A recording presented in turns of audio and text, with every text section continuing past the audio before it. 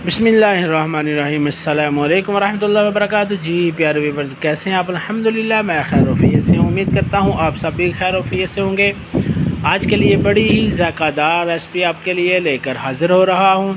आप तो पकोड़ा खाने के बड़े ही शौकीन होंगे। पकोड़ा जब भी आप कहीं से खाते हैं तो आपको दुकान वाले एक या दो तरह की चटनी भी देते हैं। बाज़ का चटनी जब हमारे सामने आती है तो बड़ी ही जायके की होती है और बाज़ का चटनी बड़ी ही बेमज़ा होती है। तो आज जो मैं आपको चटनी बनाने का तरीका बताने लगा हूँ वो बड़ी ही मज़ेदार चटनी होगी। आप अगर वो चटनी खाएंगे पकोड़ों के साथ तो खाते ही रह जाएंगे, उंगलियां चाटते रह जाएंगे। आपका जी चाहेगा कि पकोड़े आते जाएं और हम उसके साथ चटनी जो है वो खाते जाएं।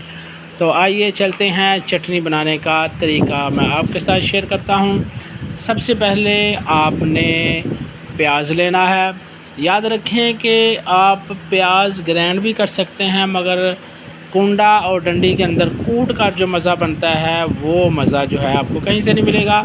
आप तकरीबन 2 किलो प्याज लेंगे। 2 किलो प्याज के अंदर 7-8 हरी मिर्च डालेंगे और फिर इसके बाद जो है आप अनारदाना थोड़ा हाथ के साथ मसल कर इसमें थोड़ा सा अनारदाना शामिल करेंगे।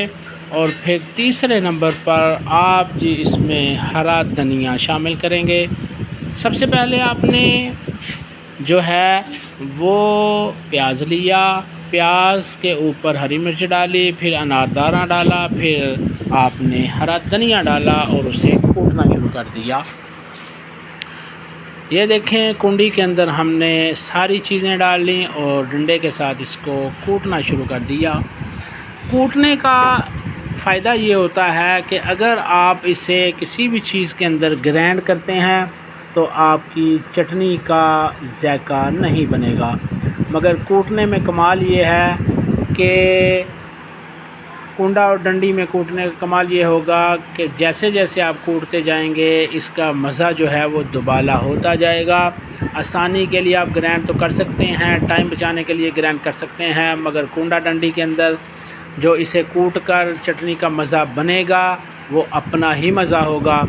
ये देखें भाई, स्पेशल सारा दिन चटनी बनाते रहते हैं और इसी तरह सारा दिन कुंडा डंडी चलाते रहते हैं और पकोड़े की चटनी जो है वो बनाते रहते हैं। ये देखें काफ़ी हद तक चटनी बनकर जो प्याज है वो बारीक हो चुका है। तो इसका एक फ़ायदा ये भी होगा कि जो अनारदाना है इतना ज़्यादा इसे कूटने से अनारदाना मिक्स हो जाता है, मुलायम हो जाता है, नरम हो जाता है, वो दांतों के नीचे नहीं आता। तो ये डंडा जो है उसे कूट देता है, बिल्कुल भी पता नहीं चलता। आप इस तरह थोड़ी थोड़ी देर के बाद इसे इकट्ठा करते जाएं और कुंडे के साथ इसे मिक्स करते जाएं। ये देखें काफ़ी हद तक प्याज जो है ये कूट कर बारीक हो चुका है और चटनी जो है वो बनने के करीब है। अब हम इसे लाल मिर्च जो है वो इसके अंदर डाल रहे हैं और नमक डाल रहे हैं। याद रहे कि लाल मिर्च और नमक पहले भी डाली जा सकती थी, पहले इसलिए नहीं डालते कि नमक जो है वो अपना पानी छोड़ता है, फिर इस तरह कूटने में दिक्कत महसूस होती है, यानी ये छींटे पड़ती हैं, आँखों में पड़ता है, इसलिए नमक और मिर्चें इसमें बाद में डालते हैं। नमक पानी छोड़ता है और मिर्चों की वजह से ज़ाहिर है ये इसमें मिर्च ज़्यादा होती है, आँखों में पड़ जाती है, तो फिर जो है ये काम नहीं होता।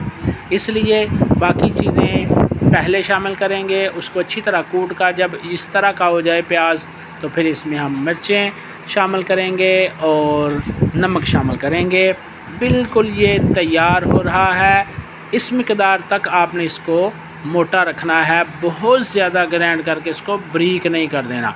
और ये चटनी इसी तरह होगी, इसमें पानी शामिल नहीं करेंगे, ये बिल्कुल इस तरह ही थोड़ी गाढ़ी और सख्त चटनी होगी।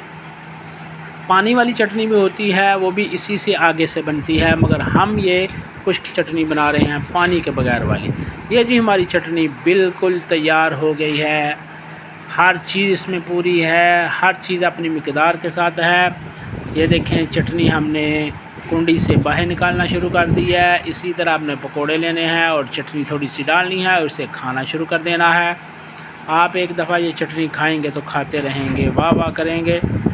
देखें चटनी का कलर, देखें चटनी का जो प्याज है वो देख लें। इस मिकदार में इसे मोटा रखना है, इससे ज़्यादा मोटा इसे नहीं करना।